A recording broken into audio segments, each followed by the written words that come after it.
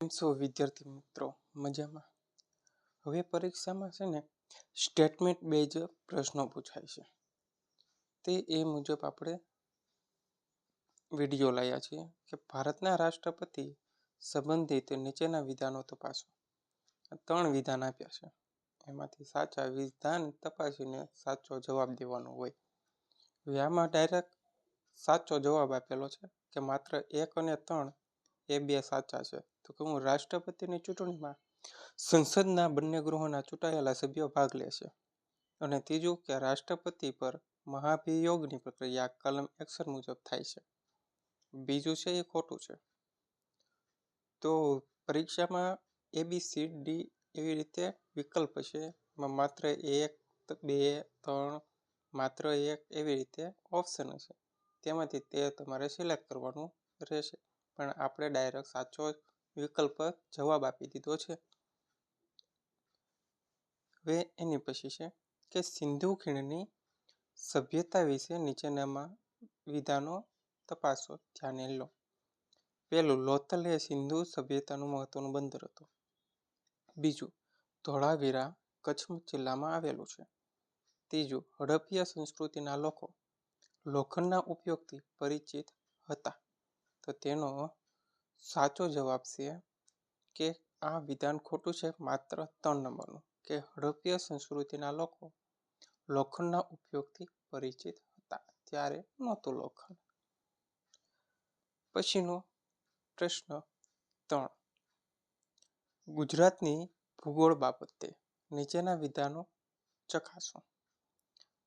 1, ગુજરાતનો દરિયા કિનારો 1600 કિલોમીટર લાંબો છે.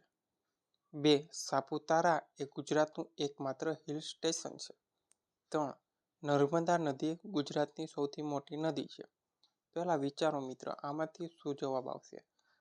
વિડીયો પોઝ કરી દો.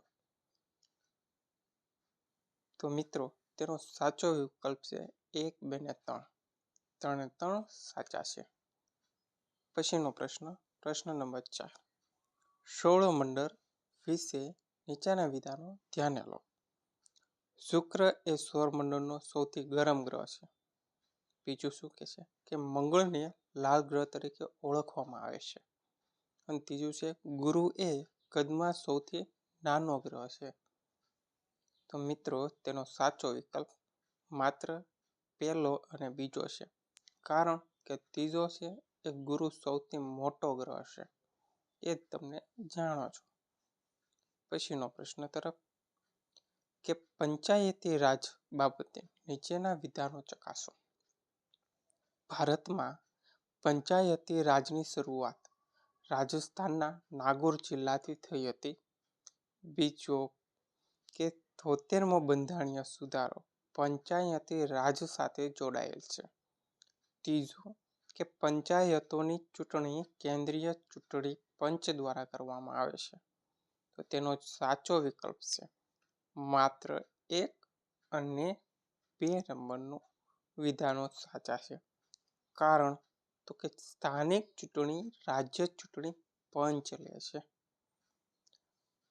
પછીનો પ્રશ્ન છે કે ભારતના બંધારણના આમુખ વિશે શું સાચું છે? તો 1 અને 2 સાચું છે. તો કે આમુખમાં અત્યાર સુધી માત્ર એક જ વાર સુધારો થયો. અને બીજું છે કે બિન સાંપ્રદાયિક શબ્દ 42માં સુધારા દ્વારા ઉમેરવામાં આવ્યો હતો. 7મો કે વિજ્ઞાનના નીચેના વિધાનો તપાસો. પહેલું વિધાન, વિટામિન સીની ઉણપથી સ્કર્વી રોગ થાય.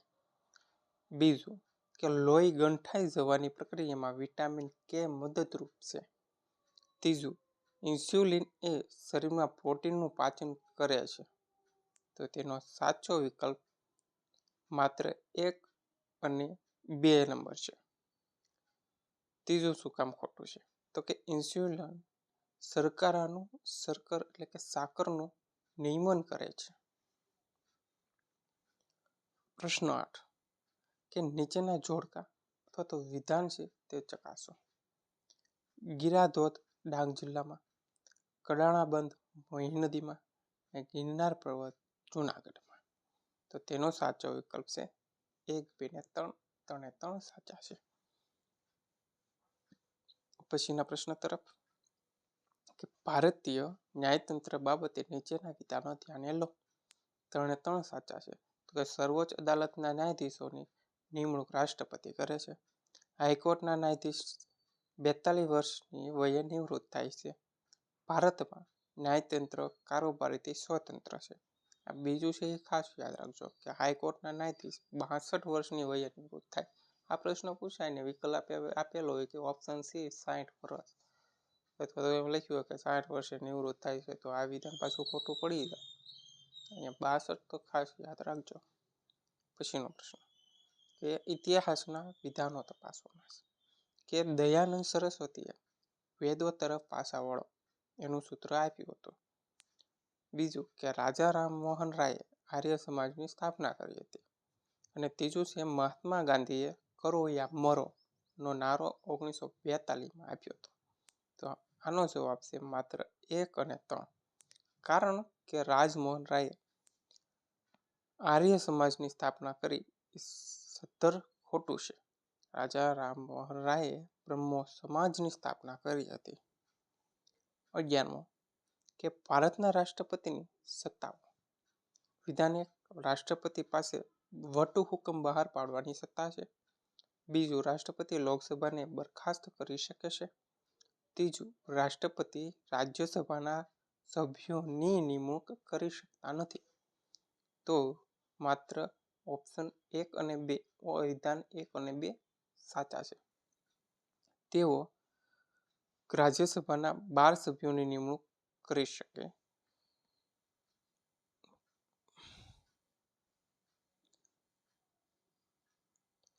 12મું કે ગુજરાતની ભૌગોલિક સ્થિતિ છે. ગુજરાતનો દરિયા કિનારો ભારતનો સૌથી લાંબો છે. બીજું કર્કવૃત ગુજરાતના તમામ જિલ્લામાંથી પસાર થાય છે. ત્રીજું ગુજરાતની ઉત્તરે રાજસ્થાન આવેલું છે. માત્ર 1 અને 3 સાચા છે. કર્કવૃત 6 જિલ્લામાંથી પસાર થાય છે. 13મો કે સામાન્ય વિજ્ઞાન પ્રકાશ. વિધાન 1 પ્રકાશની ગતિ શૂન્ય અવકાશમાં સૌથી વધુ છે. બીજું અરીસામાં પ્રતિબિંબ પડવું એ પ્રકાશનું પરાવર્તન છે. ત્રીજું કાચના પ્રિઝમમાંથી સફેદ પ્રકાશ પસાર થતા 2 રંગોમાં વિભાજિત થાય છે.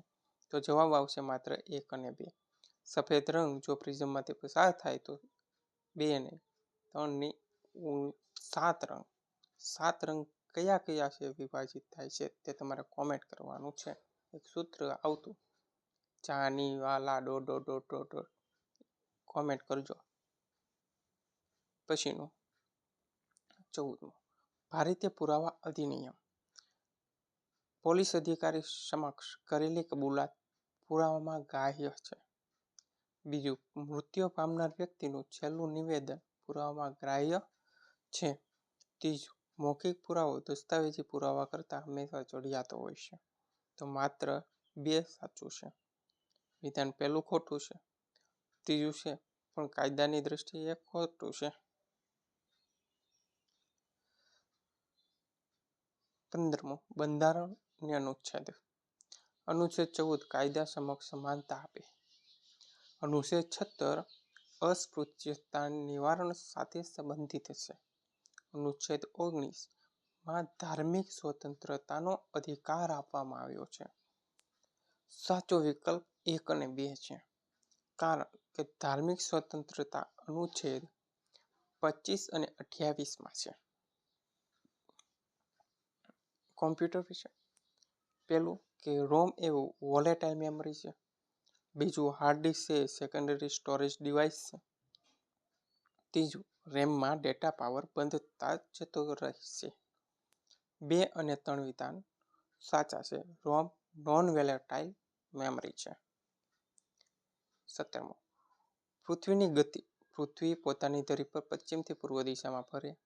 પૃથ્વીની સૂર્યની આસપાસ ફરતા 365 દિવસ અને 6 કલાક લાગે છે.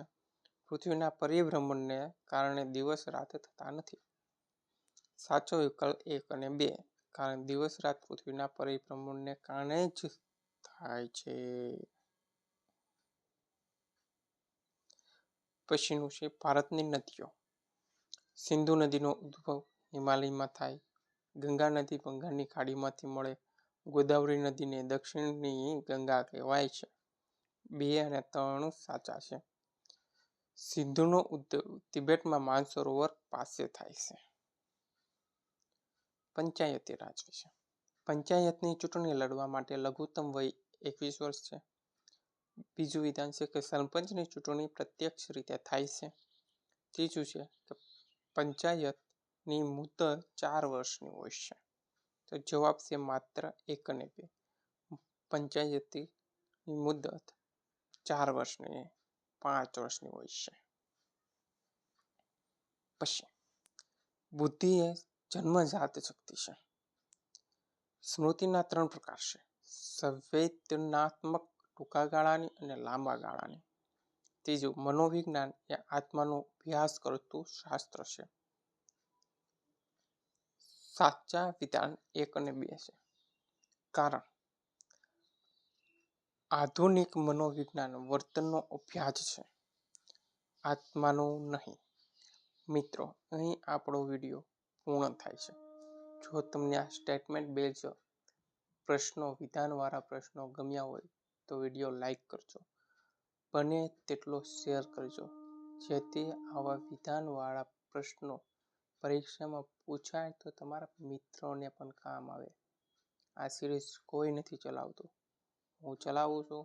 ચેનલને સબસ્ક્રાઈબ કરતા જાઓ. જય હિન્દ, જય ભારત.